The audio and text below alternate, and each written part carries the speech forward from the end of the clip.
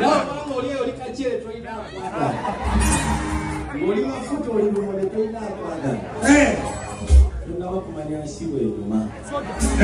Esa wazi no muganda wa Lil Vixon. Ugase kuno mchagwe. Go watugulidde bigwa. So nalwekyo muganda wa Lil Vixon webale kukiriza. Abasinga bakiyita buvumu. Omusajja abayo tekuba kwewaayo kuba kusalawo ate mukama yabasazeewo umutima gwo tono bwogenda okubeera naye naye boogera batya biza yakuyina mu ttaano kyekyo zikwawulina yakulina mu ttaano naye nga tekwebaza okutuuka ku ssalino munnange kubanga lino lyessaliro okukyala lino lyessaliro okukyala era buli musajja obuli wano olina omukyala tomutuusa agakuwala omukazi nkwegayidde noonya alina obuvumu enva gireke wano etanguloke muterewo ne kabaka naseekaggala